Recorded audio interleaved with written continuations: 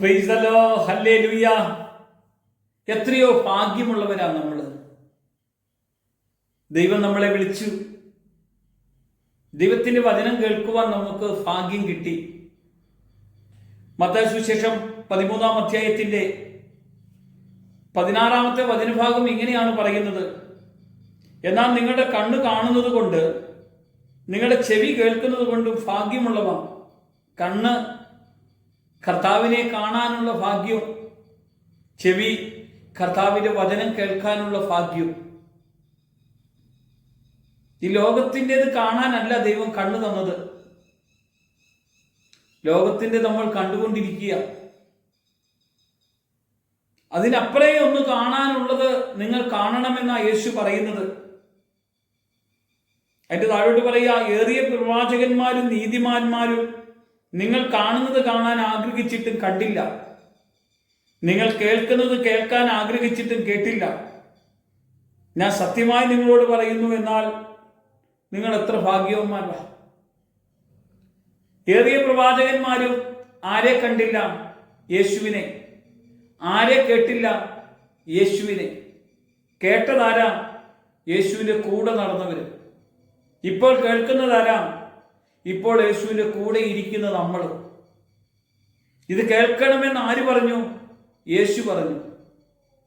ഇത് കേൾക്കാനുള്ള വിളി ആർക്ക് തന്നു? നമുക്കാണ് ദൈവം തന്നത്. നമ്മളിത് ഈ വചനം കേൾക്കുമ്പോഴുണ്ടല്ലോ, നമ്മുടെ അകത്ത് ജീവൻ വരും. ഒരു രോഗിയെ സുഖപ്പെടുത്തുവാൻ ഇത്ര മണിക്കൂറുകളോ ഇത്ര മിനിറ്റുകളോ എന്നല്ല, സുഖപ്പെടട്ടെ എന്ന ഒറ്റ വാക്കാൽ സൗഖ്യം വന്നു കഴിഞ്ഞു.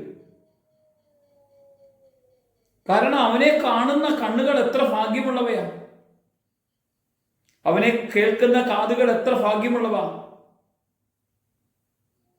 ഈ ഭാഗ്യം ലഭിച്ച ദൈവമക്കളാ നമ്മൾ കർത്താവിന്റെ സന്നിധിയിൽ ഇരിക്കുന്നത്.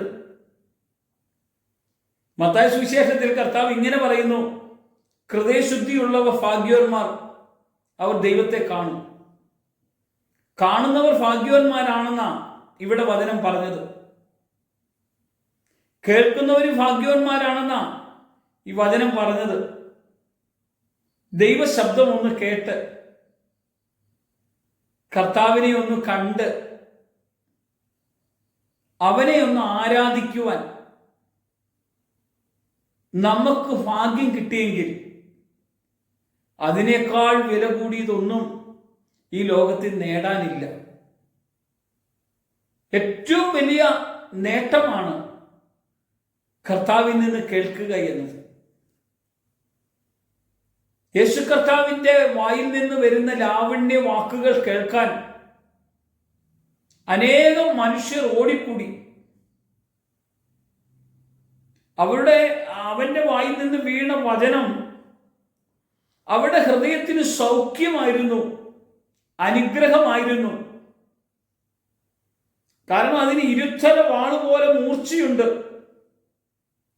തെറ്റ് ചെയ്യുന്നവൻ ഏറ്റു പറയുന്നു, പാപം ചെയ്യുന്നവൻ പാപത്തിൽ നിന്ന് വിടുന്നു, രോഗികളായിരിക്കുന്നവൻ രോഗത്തിൽ നിന്ന് സൗഖ്യപ്പെടുന്നു, മോഹങ്ങളിൽ കഴിയുന്നവന്റെ മോഹങ്ങളെല്ലാം ഇല്ലാതെയാകുന്നു. അതിൻ്റെ എല്ലാം കാരണം ഭാഗ്യമുള്ള കണ്ണ് അവനുള്ളത് കൊണ്ടാണ്. ഏറിയ പ്രവാചകന്മാർ കാണാത്തത് നിങ്ങൾ കാണുന്നില്ലേ? യേശു പറഞ്ഞു, കണ്ണ് ശരീരത്തിന്റെ വിളക്കാണ്.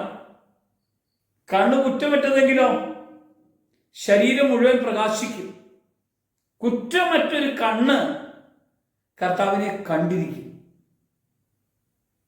കുറ്റമറ്റൊരു കാത് കർത്താവിന്റെ സ്വരം കേട്ടിരിക്കും. ഈ വചനം നിങ്ങളുടെ അകത്തേക്ക് വരുമ്പോൾ തന്നെ ഉണ്ടല്ലോ, നിങ്ങളുടെ ശരീരത്തിലും നിങ്ങളുടെ ജീവിതത്തിലും എന്തെല്ലാം കുറവുണ്ടോ, എന്തെല്ലാം വിഷമമുണ്ടോ, എന്തെല്ലാം രോഗമുണ്ടോ, എന്തെല്ലാം ടെൻഷനോ ഭാരമുണ്ടോ, അതെല്ലാം നിങ്ങളുടെ ഉള്ളിൽ നിന്നെല്ലാം ഏറ്റെടുക്കുന്ന ഒരു കർത്താവാണെന്നേ. വചനം കേട്ടാൽ ഒരു ഭാഗ്യമുള്ള അനുഭവമാണ് നമ്മുടെ അകത്ത് വെളിപ്പെടുന്നത്. അനുഗ്രഹീതമായ ഒരു ദൈവ സാന്നിധ്യമാണ് നമ്മൾ അനുഭവിക്കുന്നത്. ഈ വചനം നിങ്ങളുടെ അകത്ത് ക്രിയ ചെയ്യാൻ കർത്താവ് ഇടയാക്കും. പരിശുദ്ധാത്മാവിന്റെ സാന്നിധ്യം നിങ്ങൾ അനുഭവിക്കും. യേശുവിന്റെ മഹത്വം നിറഞ്ഞ് നിങ്ങൾക്ക് കടന്നു പോകാൻ ഇടയാകും. യേശുവിന്റെ മഹത്വത്തിന്റെ കൃപ വെളിപ്പെടട്ടെ. യേശുവിന്റെ നാമത്തിൽ തന്നെ. ആമേൻ.